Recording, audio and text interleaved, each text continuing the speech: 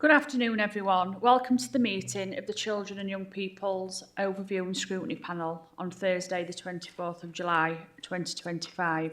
The time is now 4:30 and we are meeting in the Council Chambers at the Civic Office. I am Councillor Rebecca Booth, Chair of the panel. For the record, could I ask the Governance Service Officer, Caroline Martin, to confirm that the meeting is being recorded for broadcast to the Council's website in line with our broadcasting notice? Yeah, I can confirm that, everyone. Thank you. As a reminder, by adding this meeting, you consent to being recorded under the Data Protection Act as per the agenda. Let's begin with the formal agenda items. So firstly, I just want to go through a bit of housekeeping for yourselves.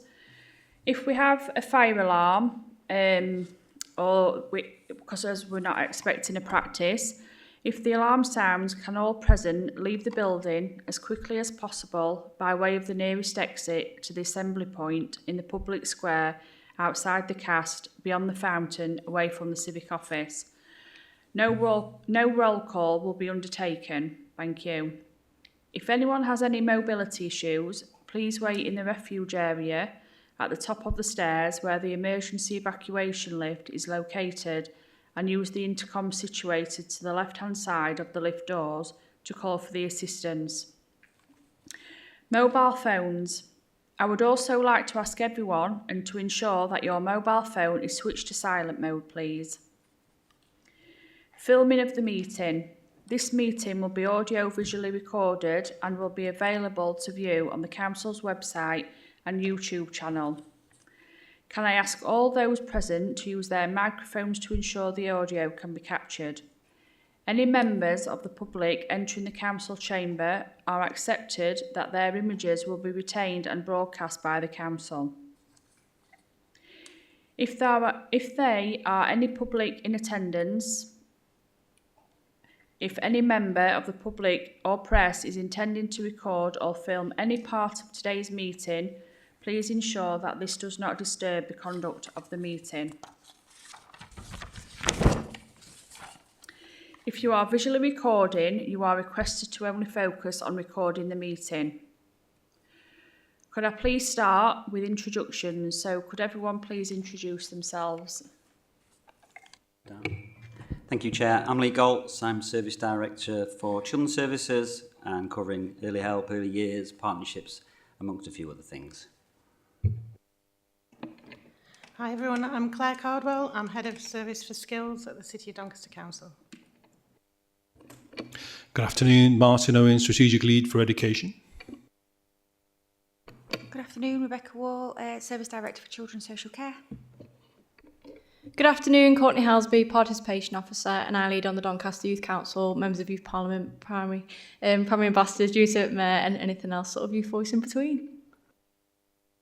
Good afternoon, I'm Alex Mulholland. I'm a Doncaster Youth Councillor and work for their media and campaigns team. Good afternoon, I'm Samyi. I'm a youth councillor representing Doncaster North and an ethnic minority rep. Weiss, I'm a youth councillor. I'm a SED rep post-16 and media and campaigning.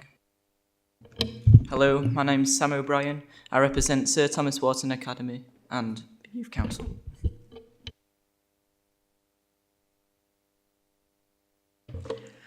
I am Councillor Nikki Brown, Carcroft, Skeletor, Bentley in Adwick Ward. Lovely to meet you all. Hi, I'm Councillor Sim Waller, Finningley Ward Councillor and a member of this panel. Good afternoon, my name's Anthony Dodds, Councillor for the Mexborough Ward. Kieran Lee, Councillor for Thornmoorings Ward. Good afternoon everyone, I'm Bob Anderson and I cover the Rossington Bawtry and Austerfield Ward. Good afternoon everyone, I'm Joan Briggs, Ward Councillor for Edlington and Wormsworth. Thank you everybody. So the agenda, do we have any apologies for absence? Yeah, apologies from Councillors Tim Needham and Paul Cutts. Anybody else have any apologies? Yeah, apologies from our DCS, Rihanna Nelson, please, Chair. Thank you, Lee.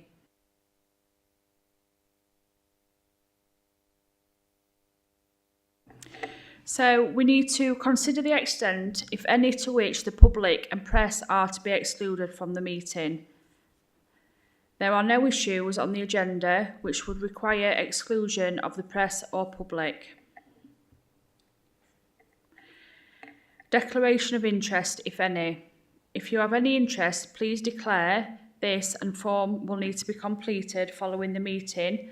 Please contact Caroline Martin after the meeting, who can assist you.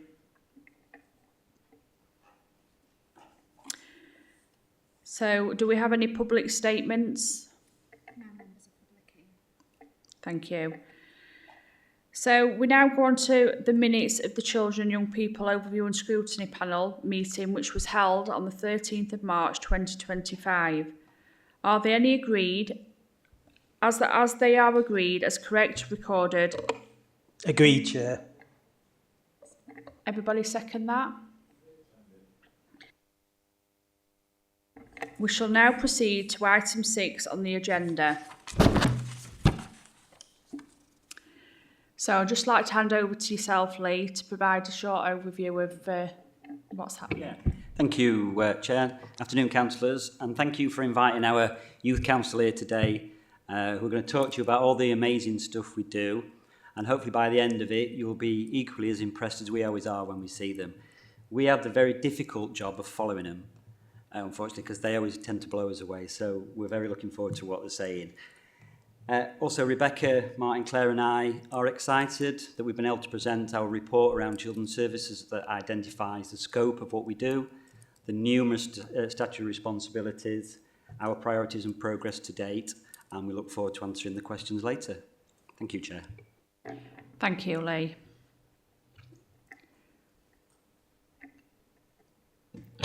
Good afternoon, everyone, again. Thank you for inviting us today. We're the Youth Council, and like Lee said, we'll be talking about who we are and what we do and our recent campaigns. So we're members from the Doncaster Youth Council, which is a voice forum that empowers young people from the ages of 11 to 18 or up to 25 years old with SEND by amplifying youth voice and advocating for positive change across Doncaster and beyond. We use our elected voice to bring out positive change through meaningful representations and campaigning on issues most important to young people across the city, which is determined by our local Make Your Mark results, which is the largest youth consultation.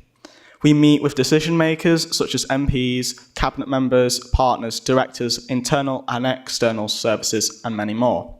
We aim to raise the profile of young people in a positive way, attending high-profile events and meetings celebrating Doncaster, our communities and their people. We attend weekly and monthly meetings and work with other young people's forum groups across Yorkshire and Humber, all to improve the lives of young people, not in Doncaster, but in the entire region of the UK.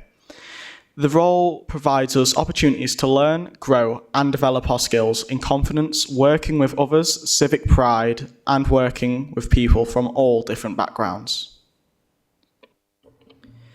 Elections take place every 2 years. They give youth councillors a chance to serve a 2-year term of office.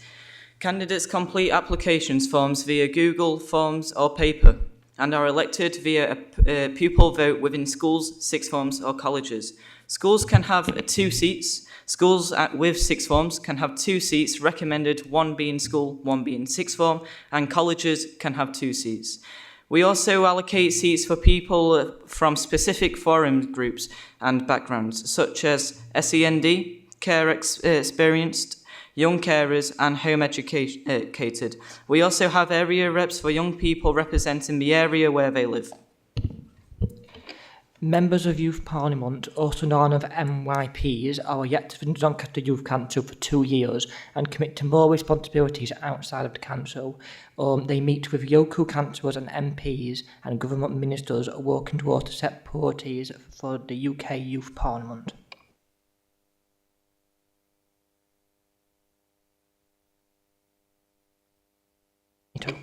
Divorce representation. The Doncaster Youth Council aims to be as diverse and offering space for all young people and opportunities to voice their opinions. So we've got a big section of different people, some sad, some from different ethnicities and from different sections of life and different ages.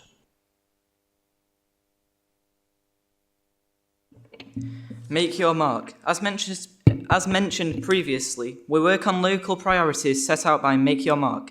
Make Your Mark is the largest youth consultation for young people in the UK, where young people can vote for what they care about the most. This happens every 2 years. The top priorities are campaigns on young people, for young people, and the other results feed into the local, regional and national agendas. We lead to Make Your Mark here in Doncaster, making sure we reach as many young people as possible to take part and have their say. The top issues of 2024 were crime and safety, health and well-being, and education and learning. We had 8,778 total votes. 41 schools, 6 forms, colleges and youth groups in total, and 30.1 population of young people took part. So moving on to our recent campaign works. So this is our #EditViews Eating Disorders Awareness campaign. So following the Make Your Mark results in 2022 and 2024, where it was second, we wanted to meaningfully tackle this sensitive issue carefully, creating low-level early intervention resources to raise awareness, promote healthy attitudes towards body image, the importance of talking to others, and free support services. We've worked with professionals, which allows us to gain reliable professional insights and do deep dives with young people in our communities. By raising awareness and providing basic education, young people will be able to recognise early signs and symptoms in themselves and others and know what to do. As part of our campaign, we created posters, leaflets, banner pens, badges, youth voice film, and an educational pack with lots of activities, as you can see on the side right there. So our recent campaign work. So we made a Young Person's Guide to Pride, which was a bonus project which members of our youth council were passionate about.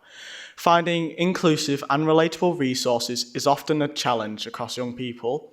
And in a time where young people across the world are finding their voices and standing proudly within their truth, we wanted to create a guide to serve as a beacon for anyone who needs it.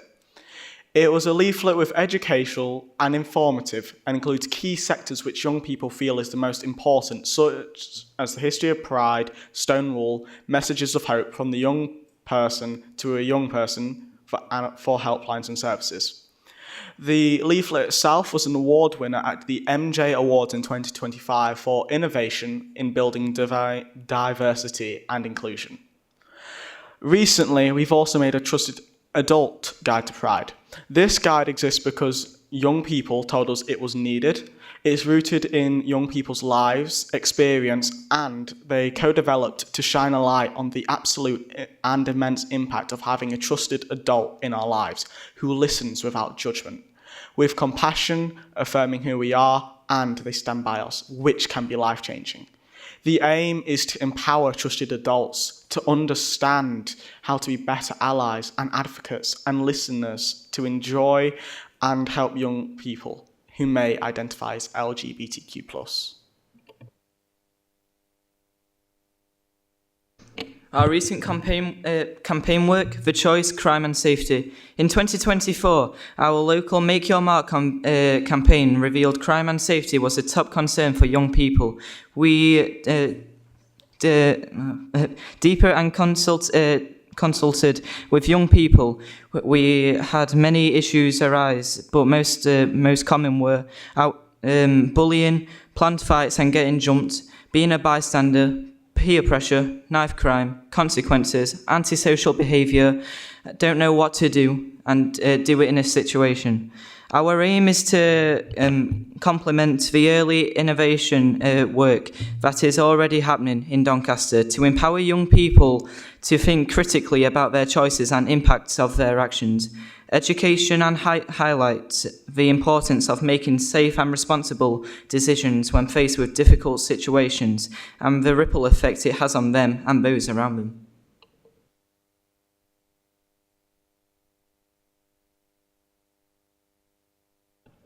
So we're making a film right now, and these films are to be used as an educational early prevention. The films are set in Doncaster communities and neighbourhoods, emphasising common places like schools, parks and the bus interchange, making sure they are relatable to young people. So the film follows the 3 stories of young people who all face a situation that forces them to make a choice. We follow each of their journeys from their perspectives, including the consequences that come with their choice. We also hear their inner thoughts, offering a deeper perspective as to what's going through their minds. We also wanted to add a productive spin on the end, introduce a sliding doors concept, showing what the character could have done differently instead. At the end of the film, we will take a moment to display information and services young people can contact to report or seek support, such as Walk Safe and Fearless.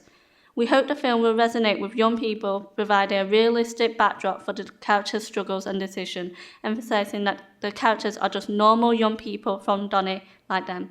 We wanted to emphasise authoritative figures are here to help keep everyone safe and reduce the stigma of snitching.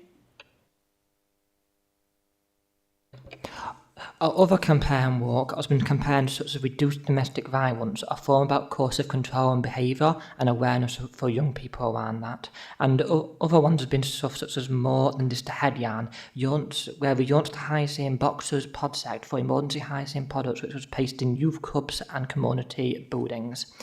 We have also done one for Life's Open Knife Stand, which is a knife crime awareness forum silencing the prospect of the reality of knife crime in Doncaster.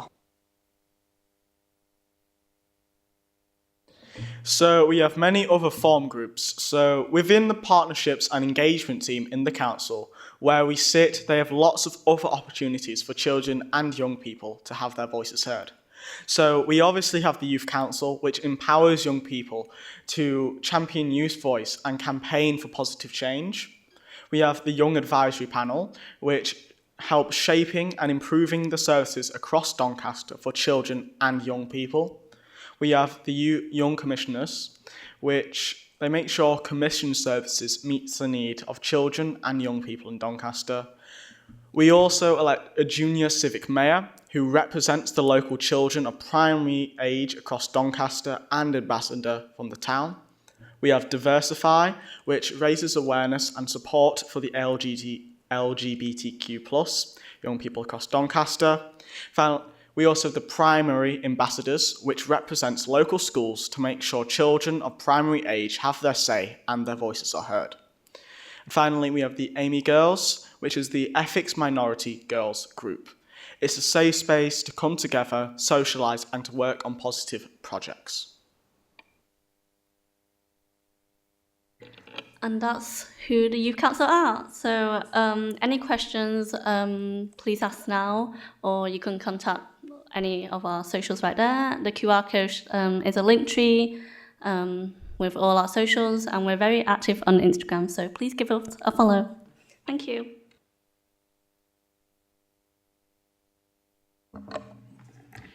Thank you, everybody. That was brilliant. A nice little insight on what you do. You can, yeah, that's fine. First of all, well done. Hope you're all very proud of yourselves, you should be. Sitting in this environment isn't an easy one for anybody. I've had to get used to it very quickly this year because this is my first time sat in this sort of environment. So you all should be very, very proud of yourselves. My question is, there's 4 of you here. How many youth councillors do we actually have? Are there more? Yeah, we have a lot more. So when we first run elections, we get a lot of people from schools. So we have 2 people per sixth form school, like we said in statistic beforehand. And essentially, we get a bunch of requests from the school, and they elect 2 people from it. And in the meetings, we usually have, what is it, around, it was 60, was it, to start with? Yeah, we started off with. Yeah, we started off with around 60, and we usually meet up in the chambers here, and it, well, filled this entire room up. Good. Good. Thank you. I just needed to ask the question because obviously we've only got a small sample, but yes, I'm very impressed. Thank you. Thank you, Bob. Do you have a question? Yeah, just like my colleague said, absolutely brilliant. It's always a pleasure having you here, and the work you do is just absolutely fantastic. It says you work with other groups across Yorkshire and the Humber. You know, obviously they've all got the same aims as what you have. So how do you find that and work? And how is it always on Teams or do you meet up? So just give me a bit of flavour of that. That's all right. So we've got a mix of meeting in person and remote, so you can do both. So we meet in here, so some will meet on Teams and come onto this bit, and some will meet physically here. And sometimes we'll go out to different places. Like recently went to the Youth Hub to meet people at the Youth Hub to explore funding. So we'll meet in a variety of different places and different times. I'll jump in as well. So in regards to meeting with other young people and collaborating across the region, Yorkshire and Humber, and also the UK, so we go to youth conventions, and they're normally like every sort of half term. So I think we're due to go to one in the summer. We do residentials and meet with other youth counsellors. And in regards to our members of Youth Parliament, so they go to an annual conference every year, and that's meeting with all the members of Youth Parliament across the UK. And it's always a really great experience because we get to collaborate with all the other youth councils. So, for example, with Make Your Mark, in the region, crime and safety came up top, so then we all sort of link in together to go, who's doing a film around antisocial behaviour or knife crime, and so we're not all duplicating, and we try to all collaborate to get a stronger message in regards to what children and young people are saying. So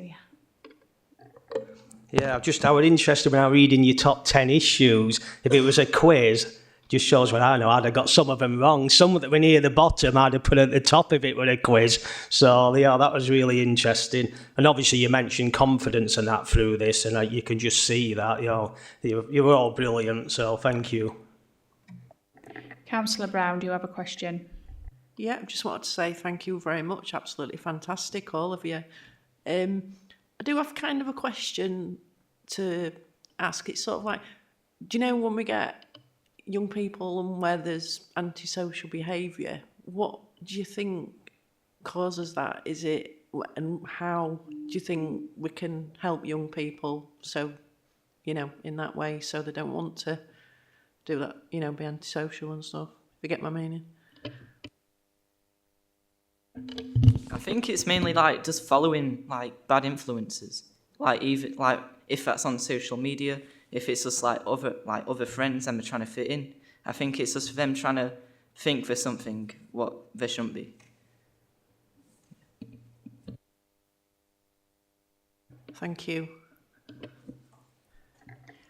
Any more questions, or is everybody happy? Right, we're going to go to recommendations now. So page 9 in paragraph 3, the panel is requested to consider the information presented at the meeting by the Doncaster Youth Council. Does the panel feel free it has reviewed all the contents of the report and discussion? Everybody's happy? Thank you.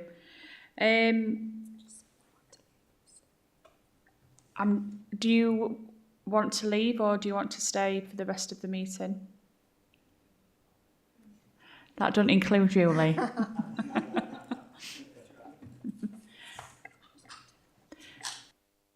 Thank you, by the way. Thank you, everyone. Thank you.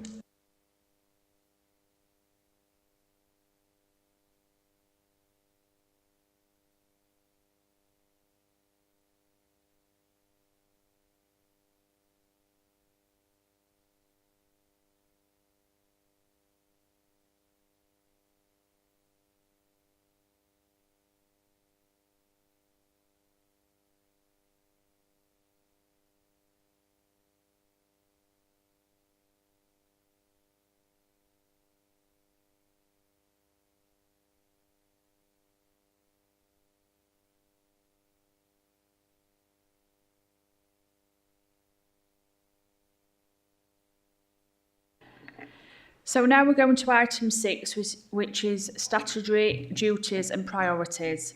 I'd just like to introduce yourselves, Lee and Rebecca, if that's possible.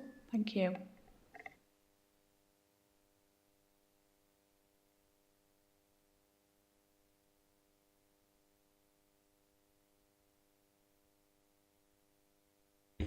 Been here longer. Lee Galt, Service Director, with the focus around early help, early years. So some of the questions around youth services, the family hubs, I'll answer. Claire and Martin will pick up the ones predominantly around education, post-16 and skills, and I'll let Rebecca.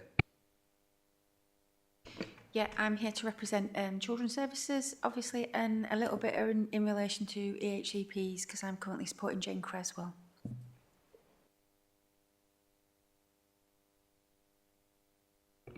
So you'll see in the report, glasses off, that there are, well, what we want to do is really try and set the context of, the scope of what children's services are, because it's massive.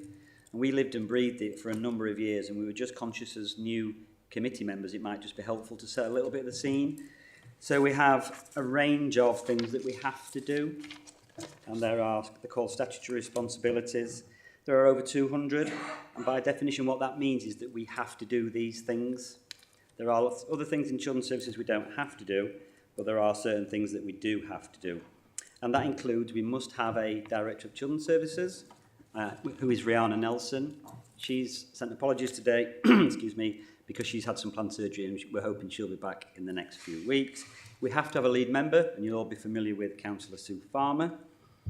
We have to provide safeguarding and corporate parenting, and a primary aim, the core of everything we do, is targeted at keeping children and young people safe. And there are a whole range of statutory responsibilities that we have to do around that. We have to make sure that children are safe in the community and within their family homes. We have to, as a local authority, where children can't be at home, we adopt the responsibility of a corporate parent. I'm conscious that I think Kieran, I don't know if you Bob yourself, are on the corporate parenting board that Rebecca chairs. We have a statutory responsibility through our DCS to make sure that children that are in the care of the local authority are looked after and are safe.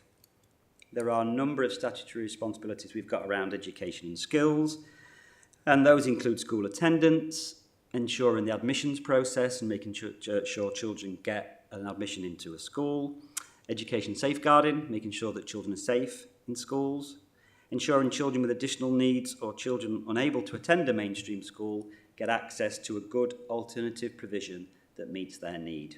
And I know that some of the questions will come on to that later. And that is set against a really difficult national context of increasing demand, increasing complexity, but also quite a tight financial envelope.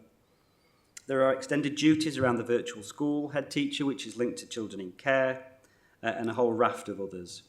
And then the other ones I'll just lift out is that we have a statutory responsibility around youth services, which if I'm honest is quite loose. It just simply says that we have a duty to secure sufficient activities for over 13s in the borough. We think that's quite loose. Actually, our youth strategy is an all-age youth strategy, and we try and make sure that in addition to providing sufficient activities, we provide as many activities as we can in safe environments by highly qualified safeguarding staff that have got relevant safeguarding expertise as well as youth experience. We touch on the corporate priorities, and I'm not going to pick on those today, but what we did want to do is just pick out some of our key priorities relating to education and skills. And there are 5 priorities within that. The best start for life, making sure children and young people are ready to learn, and when they get to school, they're in the best place possible in terms of their development to be able to learn. We talk around accelerating achievement, and that's ensuring children and young people achieve their full potential from key stages 2 to 4. So building on the school readiness, how do we really accelerate children to be at the best place possible for their GCSEs attainment 8? We've got a new model of post-16 education, of which we're reforming, and I know some of the questions come on to that. We've also really excited about our new skills and pathways to fulfilling life and work. The Pathways to Work programme that Claire's leading on is exceptional. It's brought in lots of significant extra funding, and I know Claire will touch on this, but it's actually how do we provide opportunities for adults to get back into work and opportunities for adults that may not have had them previously in some of our areas. And the final one is around equitable and inclusive learning. So making sure that educational and skills disparities across our communities and links to social mobility are reduced, so every young person, child and adult has equitable access to learning. And then there's a whole range of how we're going to deliver that. Again, I'm not going to touch on that as such. In terms then of the youth service, it's really about the Families First programme, which I know one of the questions is on, is linked to the new statutory guidance and the reforms that we're seeing in social care. This is being described as a once-in-a-lifetime opportunity to transform children's social care. So we rebalance children's social care to provide support to children and families earlier. How do we provide support to children that often are deemed to be a child in need outside of social care? What is it that we do with the new funding that we've got to develop a new model with our partners that means that we reduce the numbers of those children that require support in acute services, be that mental health or in social care? We're really excited about that, and we've got a really strong foundation to build on. We've got really good early help services as defined by a recent LGAP review. We've got good social care services as recently graded by Ofsted in February. So we're coming from a really strong foundation on this. And I'm sure Rebecca will agree. It's really exciting how we bring together really help, social care and education into this space. And then the final priority I think we lift out is linked to youth services. So after a decade of being underfunded and significant cuts in youth services, we have additional funds for the first time in a long time. So the Mayor and Cabinet agreed an additional £1 million in the last budget setting. We've been successful in some National Youth Investment Fund money to build a new youth club in Wheatley to the tune of about 1.3 million. And we've just been successful in securing additional funding through the Youth Transformation Pilot. That means that we'll have an extra youth club. We'll have more money for more youth workers in our communities. And we'll build on our summer programmes where we currently commission over 300 local Doncaster-based organisations to provide youth services to our young people. This money will allow us to do much more and much quicker. There's a lot of progress that we've highlighted in there as well, and I don't want to go into too much of the detail because I think we'll probably get to a risk of answering some of the questions before we get to them. So I'll pause there and just see if there's anything else anybody wants to add. Have I missed anything? No. Okay. Right, we'll go to the questions then. Thank you. So, firstly, Councillor Anderson, do you want to go first? Thank you, Chair. On page 17, it says we must incorporate the views of children, young people and families into support they are given and the services that are available. How would these conversations start and how much of their views will actually be incorporated? So I'll take this one if I may. I mean, I think the presentation that you've just seen answers a large part of that. It's amazing. They're incredible, aren't they? And it's, as I said at the start, if we can be half as good as they were today, we'll have done all right. There's lots that we do, like I say, as you can see. We do that through a number of ways, though, in terms of starting those conversations. Ideally, face-to-face, and that's done through peer conversations. That's done by our youth workers. That's done by our early help staff, by our teachers, by our social care workers. And it's done through initial conversations, through some of the assessments and through some of the planning where we really see voice within that. There are a number of surveys that you can see in the Make Your Mark survey that they touched upon there. I think last year Doncaster had around 13,000 students that completed that survey, which was the highest in the region and the fourth highest nationally. So we always get a really good response rate to that. The other way, probably just to touch on, is that over the last couple of years, young people have been running youth surgeries in various wards, and I've mentioned this to a couple of you here over the last week. They basically go out into community centres as you would run your local surgeries and have conversations with their peers around what's important to them. They will then feed back through Courtney and her team back up to myself and the senior leadership team for us to consider what we're going to do about that. The three things that they've told us lately is their issues around community safety, again touched on that, park lighting and park improvements. We've taken that on board and we've fed that back into the relevant teams. Community safety is an issue that's been there for quite a number of years, and obviously what we need to make sure that our young people feel safe to be out in public open spaces. So we're on with that. The bit around park lighting and park improvements, we've already seen some developments around that. Kind of just want to end this question on just really stressing that I think we do this really well in Doncaster. I think we hear the voice of children and young people really well in Doncaster, and it's not just done because we've got to do it. We go above and beyond, and it really means something. What they tell us really means it's really important to us, and we act on that. There's a Children and Young People's Plan that Children and Young People wrote last year. It had 8 ambitions and a series of actions. That has been one of our key priorities over the last 3 years. So our DCS is constantly saying to us, what are we doing against priority 1? What are we doing against priority 3? So they are, hand on heart, directly influence in what services we provide and how we spend our money for the best interests of children and young people. Is that okay? Yeah. Councillor Kieran Lay. Thank you, Chair.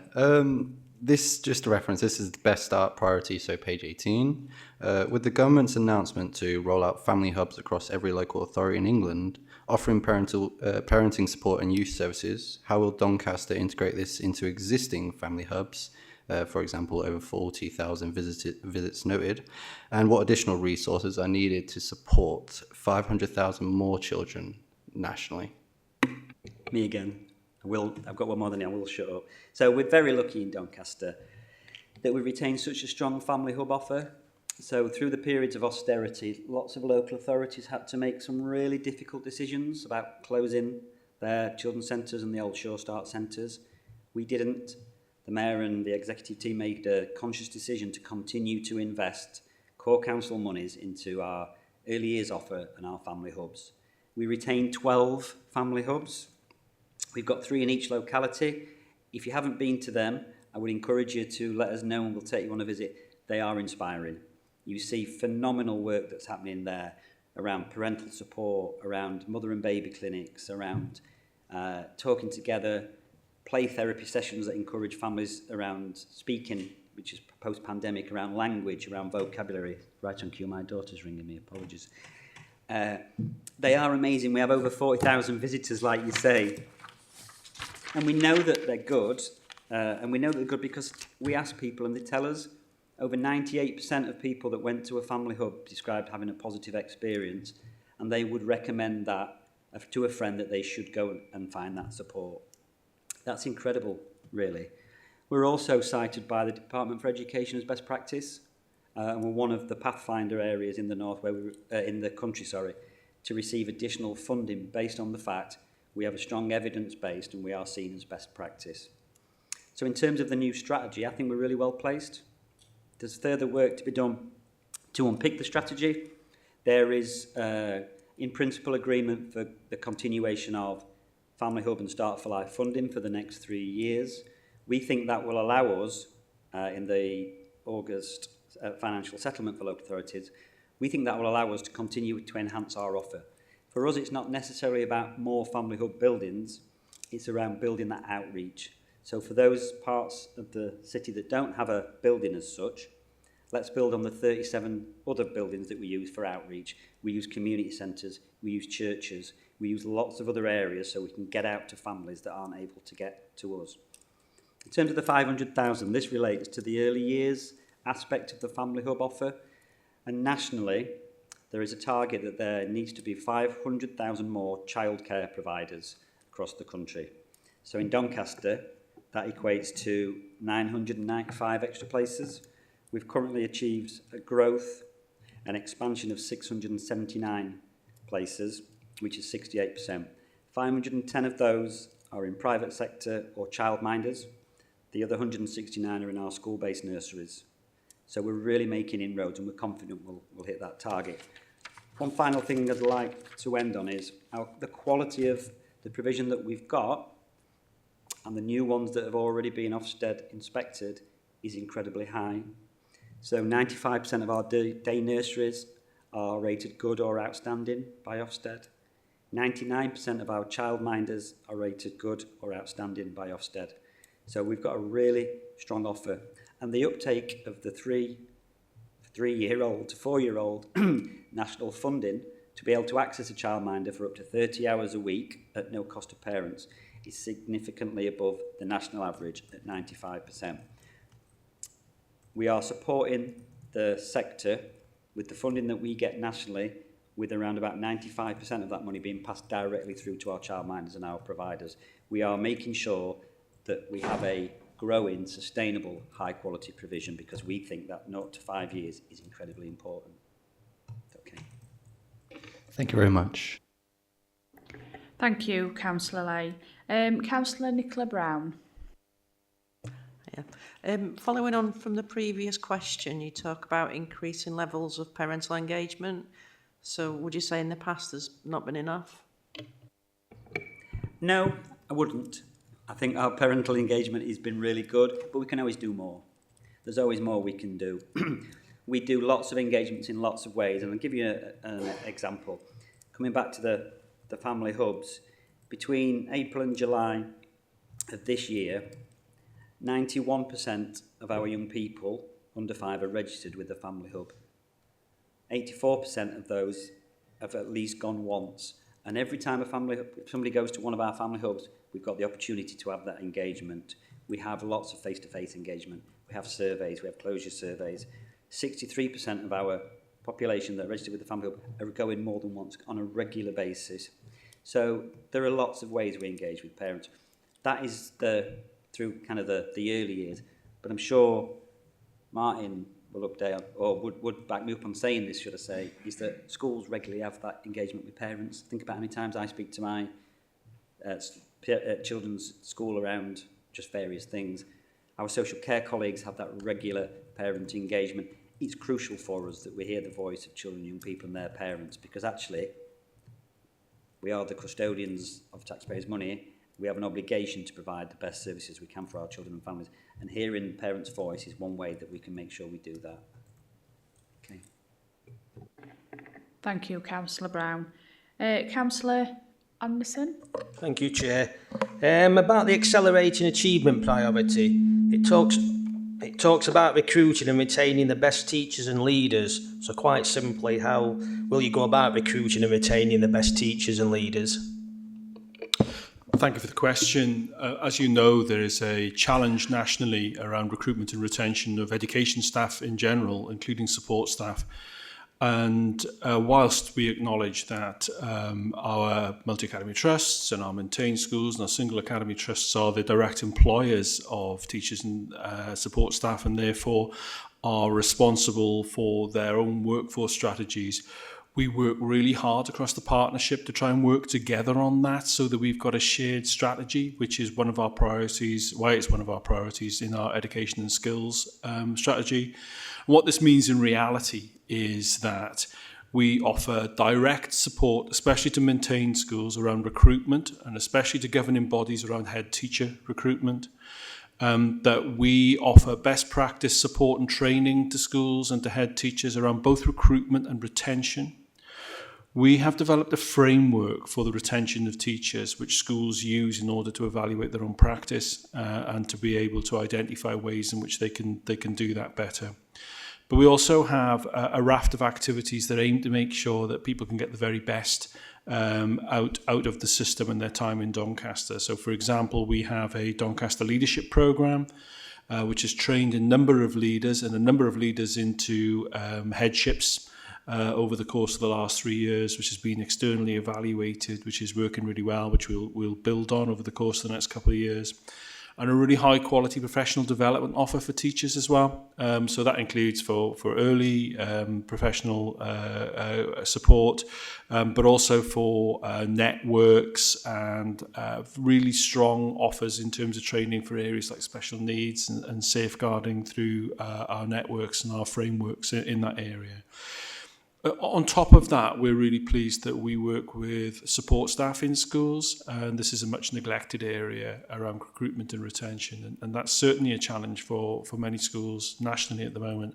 And we've been developing a framework with our support staff and with our schools to be able to make sure that there is mentoring and professional development activities that hopefully will allow people to be able to progress within those roles and to be retained within the Doncaster education sector.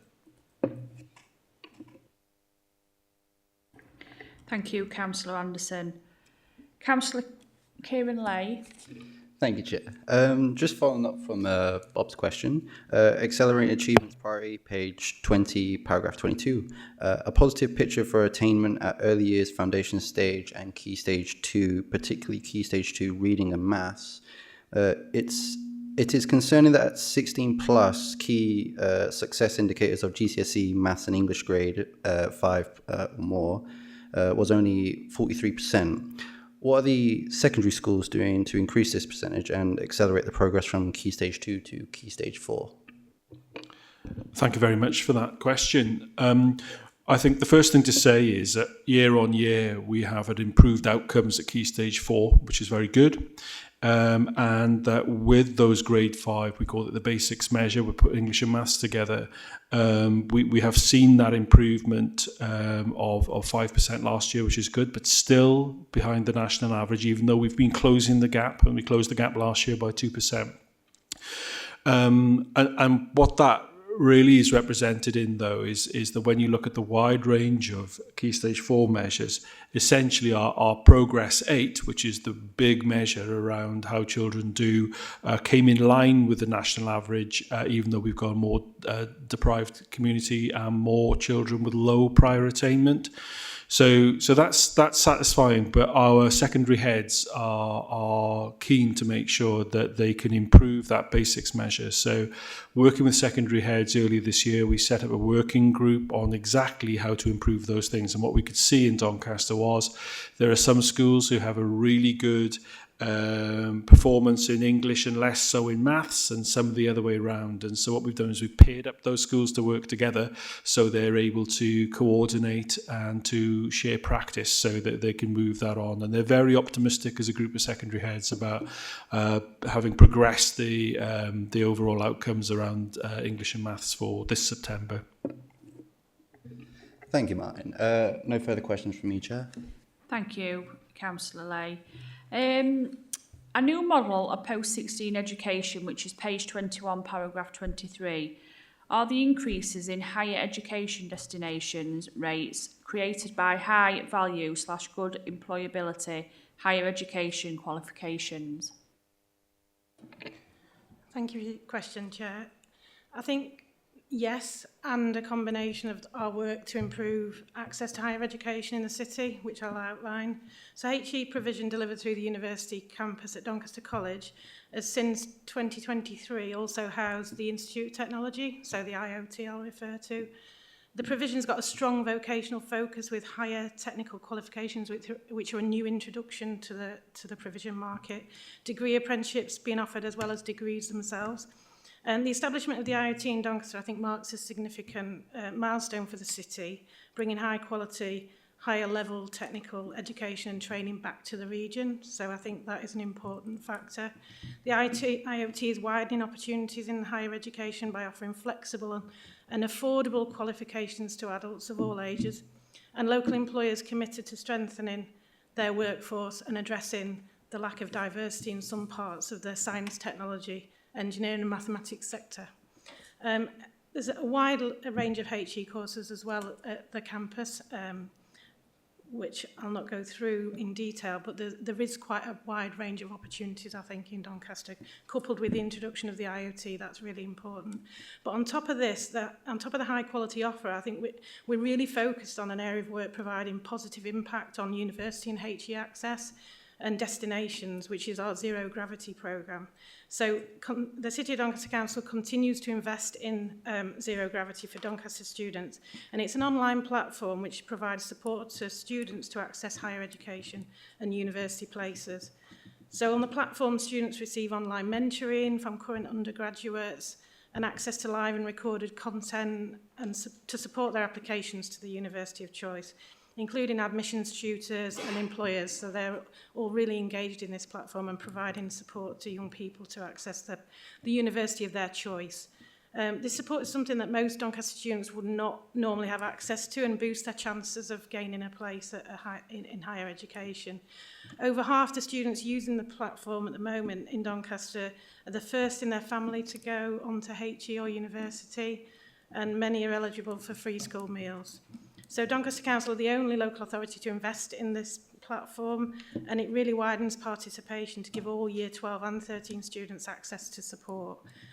So we've also, in addition to this, we've created a specific careers advisor role to work on this agenda with Zero Gravity and the apprenticeship agenda as well, liaising with schools and colleges to promote the platform and use it to its full potential.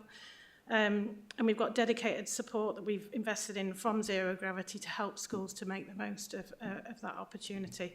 So we've been working with Zero Gravity since 2020, and the headline figures are 350 young people have secured a university place as a direct result, and 190 have secured a place at a Russell Group, and 15 secured a place at Oxbridge. So in using the university and using a Zero Gravity platform, Doncaster students are 2.7 times more likely to gain a place at a higher tariff university. So the universities that are asking for highest grades and the most competitive courses. And they're 2.2 times more likely to gain a place at a Russell Group university, and 6.7 times more likely to gain a place at Oxbridge through the access. So we think it's really important to keep investing in this, and that's what we're doing. Students, also to note, Doncaster students have received £24,000 in bursaries from the platform, which I think is improving that access again to those higher education places. Further impact is we've got a careers hub in Doncaster in the Work and Skills Service, which Zero Gravity is embedded within. So it's a really coordinated and joined up service that we're offering. And the careers hub works with 34 education settings across the city and a network of employers to make sure that we're giving high quality careers provision to young people. So I think in combination of the high offer that's out there and the introduction of the IoT, and also the real focus that we've got on increasing access equitably for all of our young people, I think is leading to some really positive impacts. Thank you. Thank you. So my next question is, a new model of post-16 education, which is page 21, paragraph 23. What are the examples of the more appropriate post-16 pathways that have supported a reduction in education, employment and trainee needs this year? Again, thank you for the question. As Claire has already described, we are seeing an increasingly broad range of provisions that are coming into Doncaster, which allow us to be able to make sure that there's a better fit between the needs of some of our more vulnerable young people and the offer that is out there at 16. And that going along with improvements that we're making, I think, right across our education sector around advice and guidance and supporting young people into the right destination for them has meant that we've been able to have an impact on NEET rates. I think especially we can see some very strong provision through Doncaster College, through Harrison College, who do a lot of our employability options with children with and young people with special educational needs, with that focus on engineering and areas like that are very popular with our youngsters. But also within our specialist sector, we have outstanding provision at Stonehill School.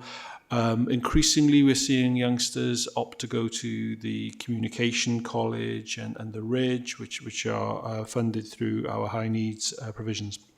But also we're seeing youngsters taking up different sorts of offers in terms of particularly supported internships for those youngsters who have education, health and care plans, who are able to do on-the-job sort of training and receive job coaching in order to work their way into employability. And we oversee a lot of the plans for those young people, and we're really pleased with the number who are progressing into the workplace proper, and the increasing range of providers who are able to offer those sorts of places.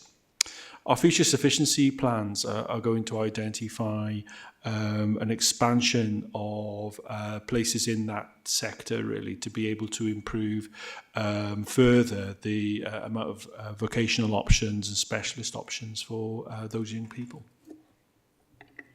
Thank you. Councillor Joan Briggs. Thank you. Another one, a new model of post-16 education, page 21, and can be found paragraph 23. Doubling AAB A-level results to 17% is great news. How does this compare to national? And are there lessons that can be applied to GCSE results? Thank you. Thank you very much. And we were pleased with improvements, and I think we were slightly below national, but we could see a strong and improving picture in terms of Doncaster. And I think it's critical in order for those top grades to be got by our 18-year-olds and beyond, that our GCSEs are on a steady programme of a projection of improvement. And again, over the last 3 years, we have seen our GCSE outcomes come from being below average to being in line with the national average for the key Progress 8 measure.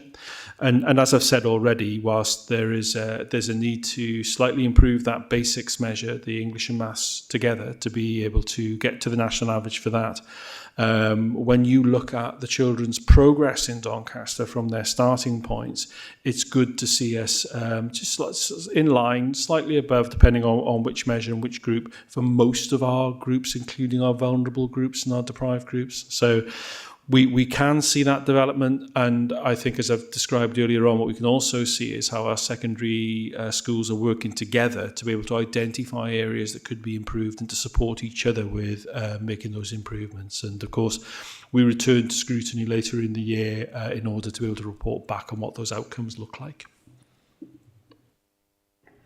Thank you, Councillor Briggs. Councillor Anthony Dodds. Thank you, Chair.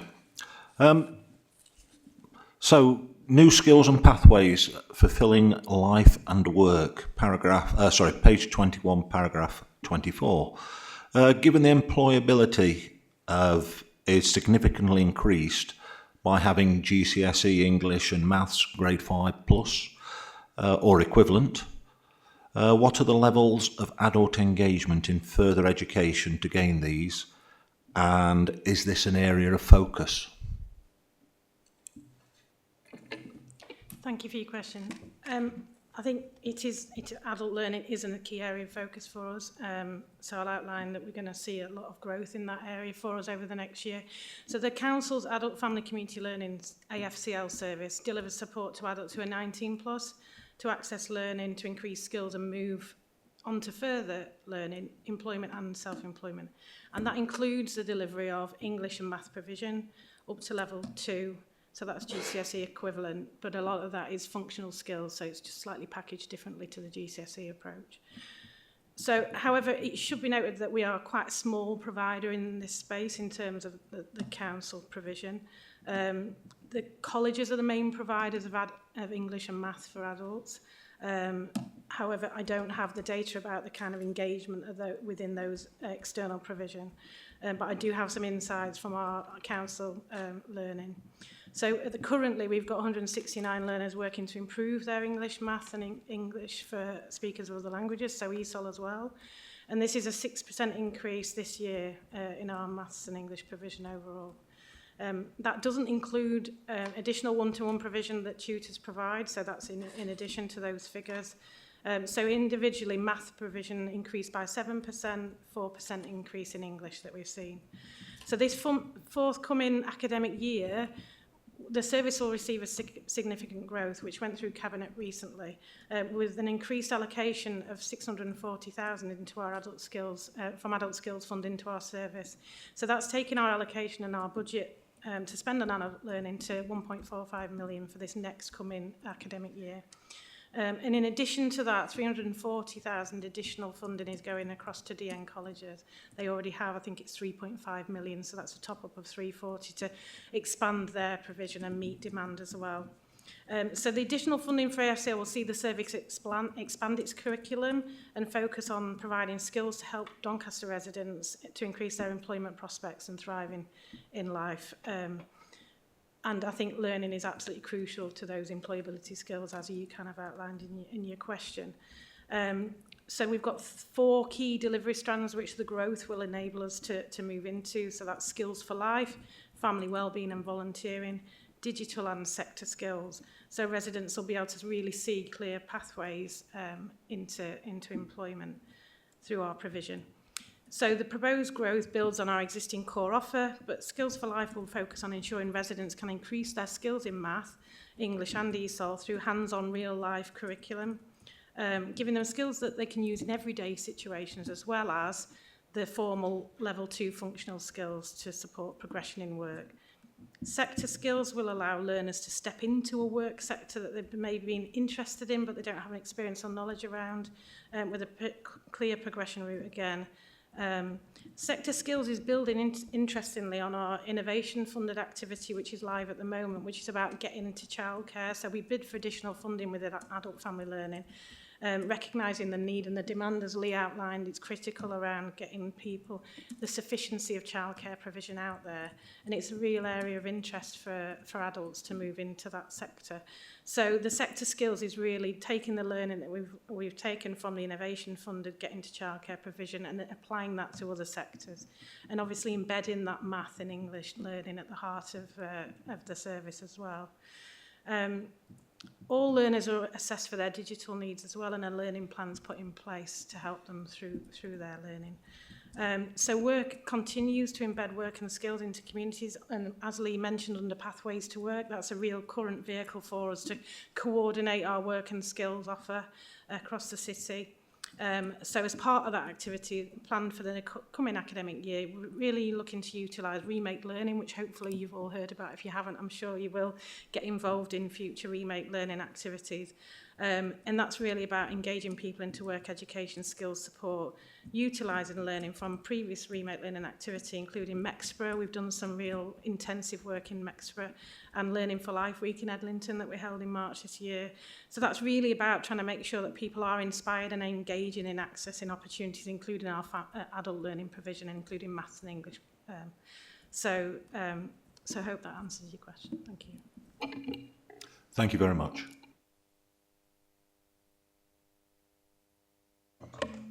Thank you, Sorry, Chair. you didn't hear me. Do you want to summarise and put your two together, or do you want to ask the first question and then follow it into the next? Yeah, if I've got the supplementary, if it's not answered, yeah. Okay, thank you.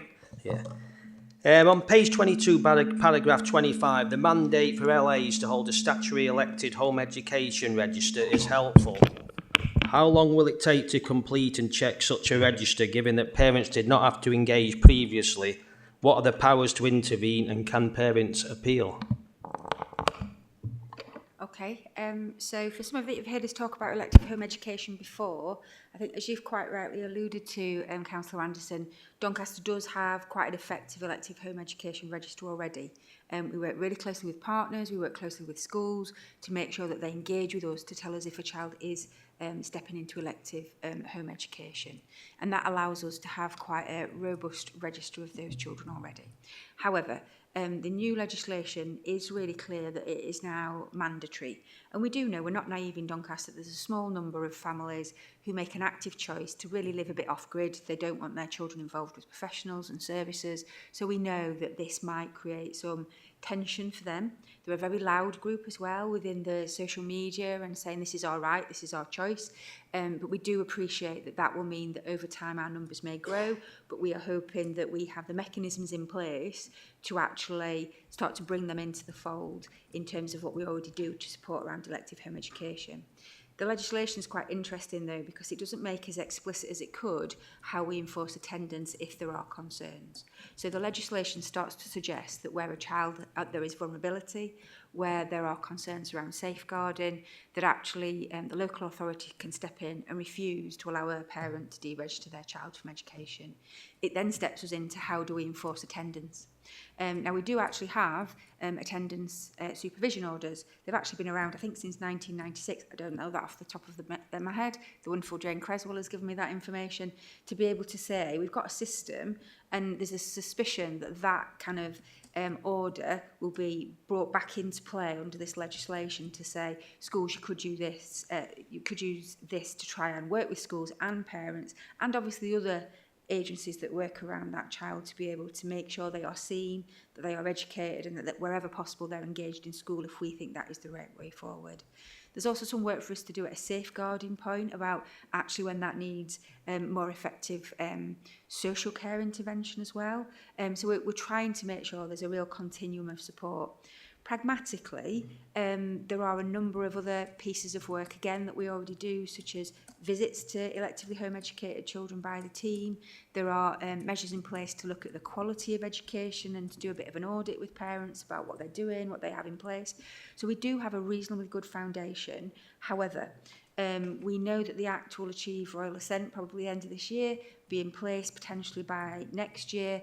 Looking at the mechanisms, we think we will have a fully functioning position where we can feel really confident in that, potentially by 2026, 2027. That seems a long way away, but what I suppose we're recognising is there will be some families that we've never worked with before.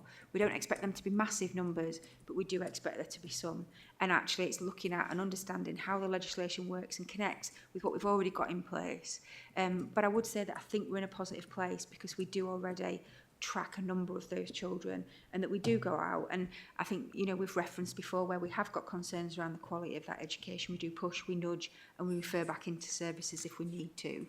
So I think we're in a good position, place and prime to do it, but there will be complexities, as with any new legislation, about how we actually get that to work in practice.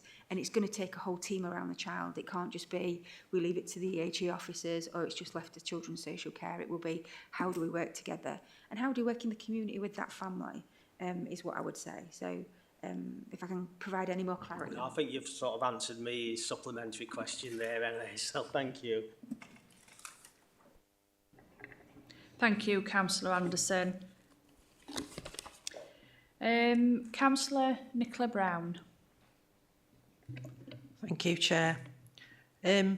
On page 22, where it talks about the funding grant for the first partnership programme, and if the objectives are not delivering the funding, could be stopped or suspended.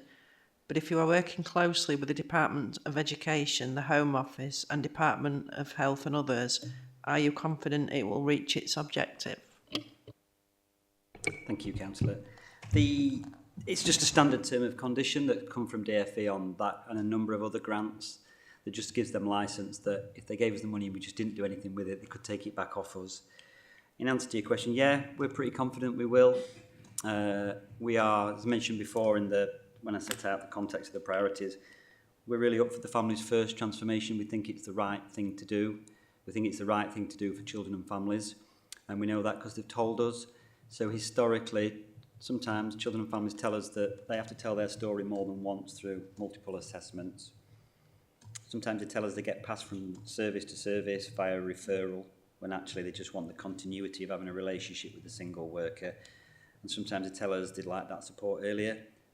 The aims and the ambitions of the Families First programme are to do all of those things. So just wanted to set that context as in, yeah, we're up for doing it.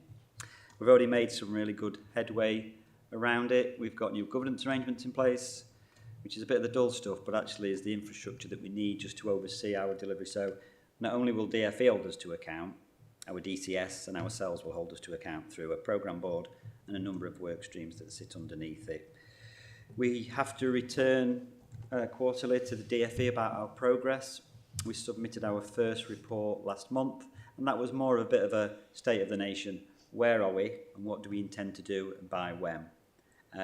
We haven't had formal feedback yet, but conversations with our DFE colleagues that we have quite regularly is that they're happy with us. We've got one booked in. We'll also continue to update quarterly. Like I say, we've got lots of stuff that's happening already. We've got a practice group that's looking at, that Rebecca's chairing, that's looking at what practice changes do we need to do. How do we move to a single assessment? How do we bring early help and social care closer together? What does the workforce need? There's a group looking at performance, and I know there's a question later about the metrics and how will we know that works. Well, we've got a dedicated group looking at that.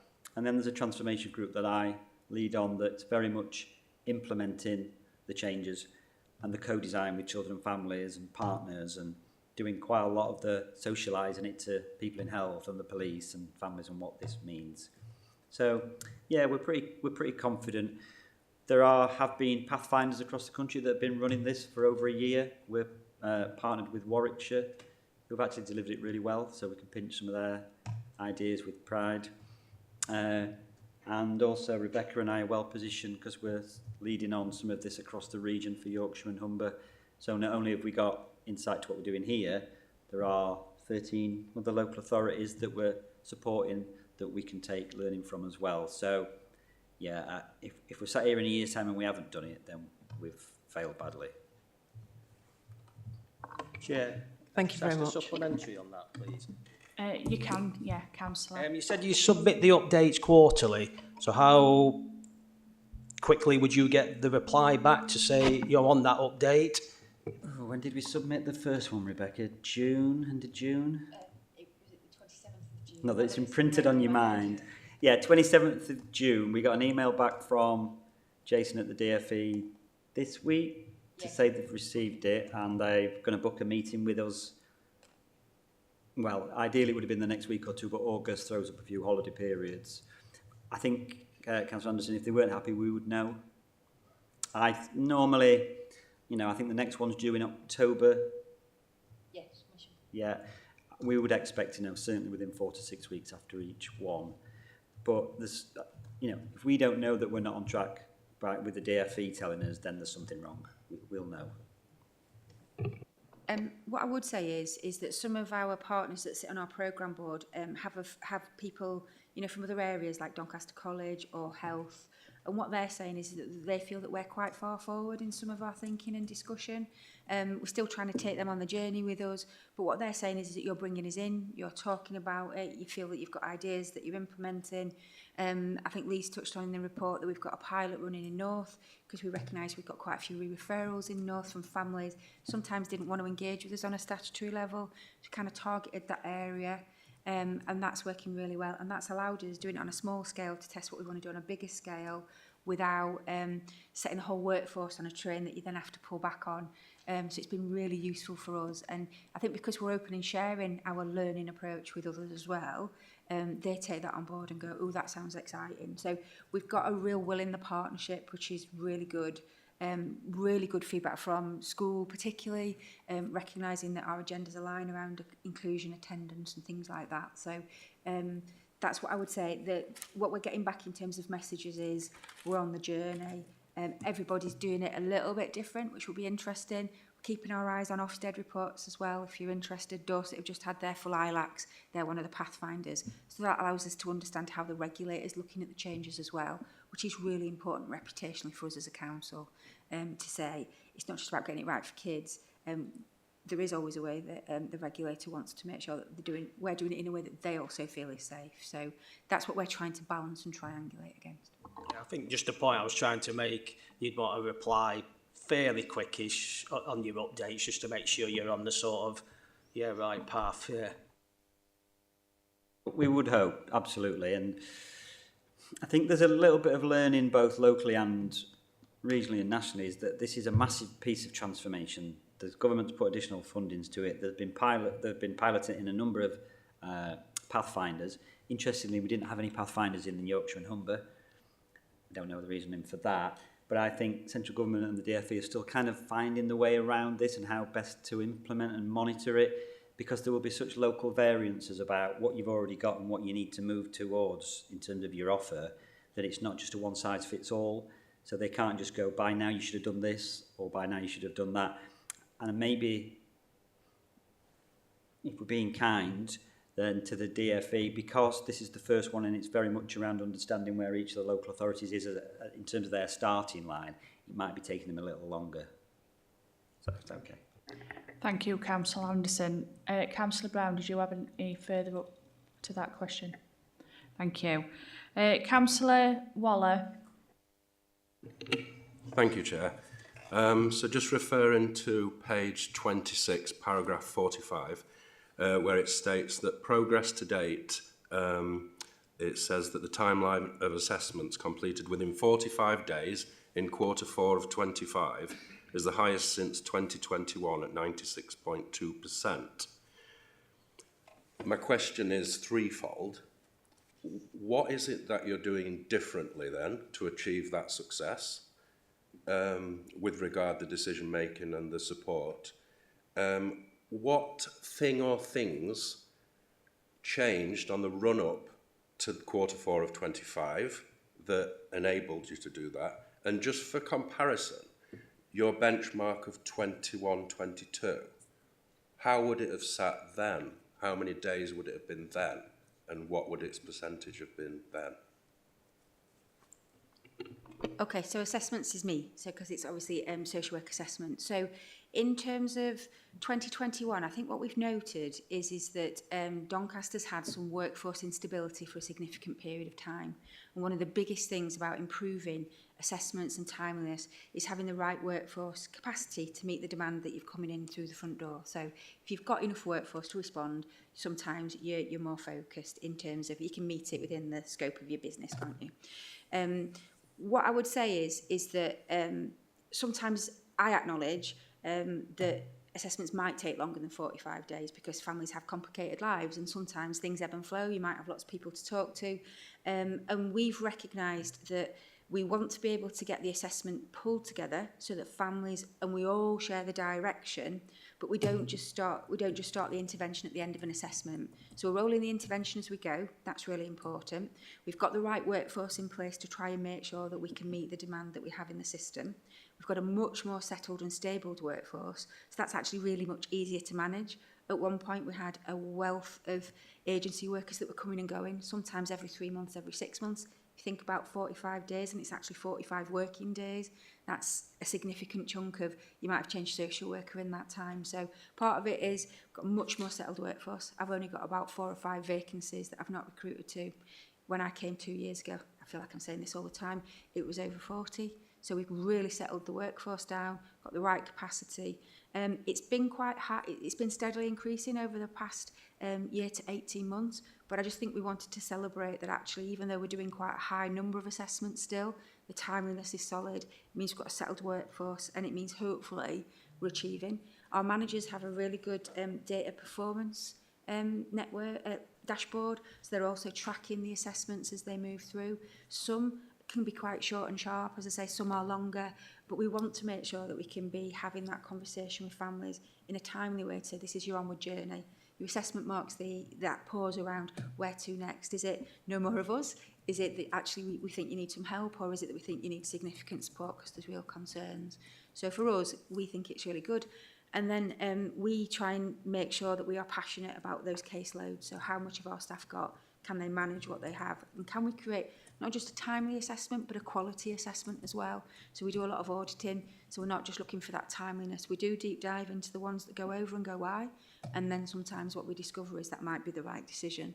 But we ask our managers to grip it. And usually most of my managers could answer to every single assessment that's gone out of time because that's the granular detail that we go into. And that I expect them to report to me. And I have a monthly performance meeting where we go into that detail. Did you have the comparison? Did I miss it? No, I can provide it. Yeah, I couldn't tell it off the top of my head. If that's all right. Sorry. No, I missed that bit. Yeah. Sorry. Sorry, it's fine. I'll send it you over. Thank you. Thank you. Any further questions? Right, we'll go to recommendations. Page 15, paragraph 4. The panel is asked to give consideration to A, the content of this report and the breadth of the statutory responsibilities, B, the priorities and how they will be delivered, C, progress to date. Does the panel feel it has received the contents of the report and discussion? Yes, Chair. Thank you, councillors. Thank you for all those that have attended this afternoon, and I would like to now go over to Caroline. Thank you, Chair. So what I'm going to do now, it won't take long, is it's the overview and scrutiny work plan and Council's forward plan of key decisions. So it's just an opportunity to bring them basically on the agenda into the public domain and touch base with them at these meetings. If you recall, about 2 months ago, you had a work planning meeting. You agreed a range of areas. So since then, those have gone to OSMC and been formally agreed. And that's what you now see in your agenda pack. I think it's from page 33. So that'll be on every formal meeting, but we're constantly updating it and we circulate it to members every Friday. So with that in mind, just to note that your next meeting, 11th of September, you'll be looking at the Families First programme. So that's just, and what we'll do when we bring this to every meeting, we'll also note formally any changes. So on the forward plan, that's also in there. There's nothing specific for this panel, but as always, there's a quarterly finance and performance report information that goes to OSMC. So Councillor Booth is the representative of an OSMC and can take forward any questions, or anyone can attend those meetings as well. So that's just all the comments. I don't know if there's any other comment, Chair. Otherwise, I'll hand back over to yourself. Thank you, Caroline. Any further questions by anybody? Sorry, do you... Sorry. Apologies. Is it right if I can present an idea to the committee? It's relevant to the agenda pack today. It's just something to finish on, if that's okay. So this is one of my ideas that I'm developing at the moment. So it's called, just to summarize it, it's called Our Local. It's a proposed digital platform designed to unite Doncaster's communities, friends and families, and the council in one accessible space. It features interactive forums, a live feed for updates, virtual meeting spaces, which I call Realcast, and an AI assistant, which I also call Max, to foster engagement, streamline council services, and bridge the digital divide, targeting a 20% engagement boost and 15 to 20% digital inclusion uplift. I'll follow up with a little bit of a question. So, could Our Local be developed as a digital educational and family hub to support the panel's priorities, such as the Youth Council work plans and the statutory duties for children and young people?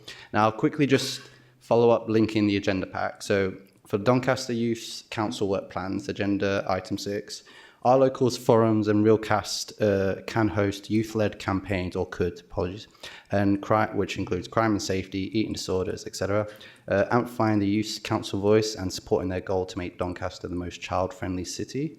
Max AI could analyse youth input, enhancing engagement by 10 to 15%.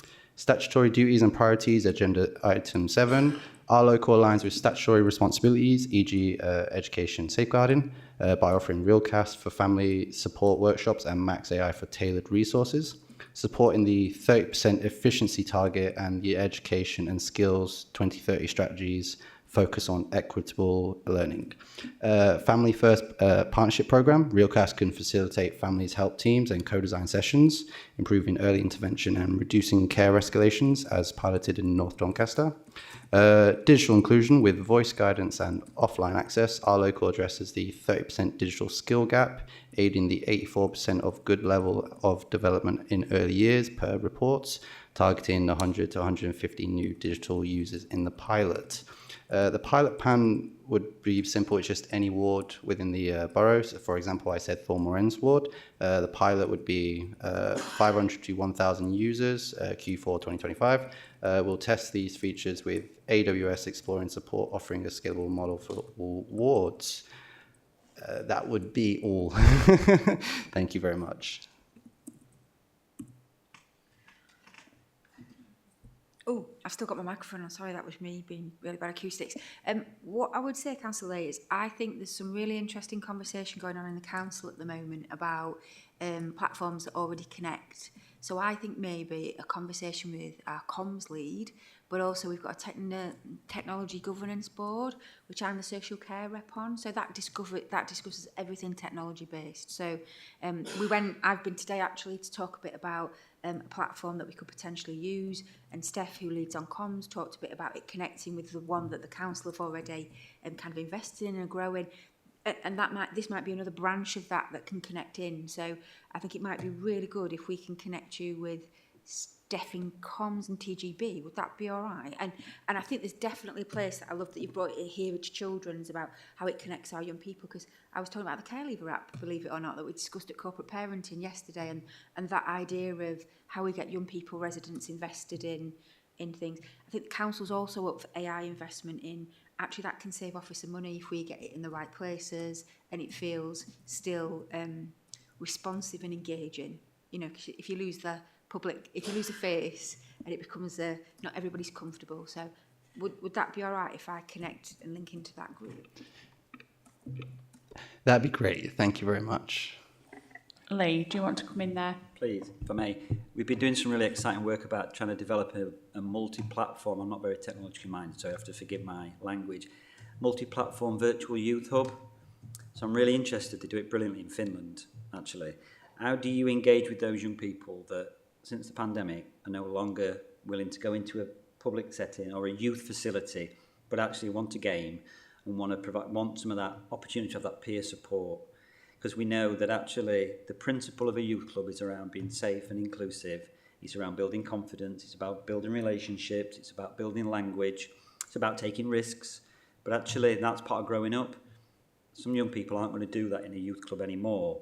You think about the quality of youth provision, you know, as an ex-youth worker, I'm slightly biased, but positive mentoring, the relationships that youth workers can have with young people, it's different to what you get with your parents or a social worker or a health worker.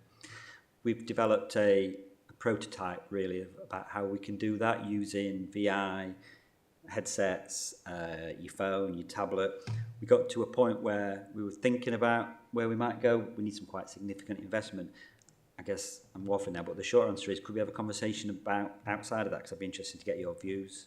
Of course, Lee. Yeah, sure. We can definitely chat outside afterwards. Thank you, Councillor. We're just going to second that. After we'll come back to that and we'll discuss it with Rebecca and Lee. Can we, so obviously not for discussion today, but would the panel be in agreement in adding a new item onto the work plan around the update of residential care homes? Yeah, agreed, Chair. Thank you. Oh, hand you back over to Caroline. Thank you. I'll note the addition from the Chair about the update on residential homes to the work plan. Councillor Lay, I'll note yours as perhaps an action to take outside the meeting to have your conversations. By all means, as part of your discussions with the work plan or your items, it might be that that digital element comes as part of your questions as well, you know, just linking with that. And I'd be really grateful if you could send me your word in because I couldn't keep up with it. So thank you, that's all. Is that okay? That's fine. Now I would like to close the meeting and thank you all for attending. Thank you ever so much. Thank you.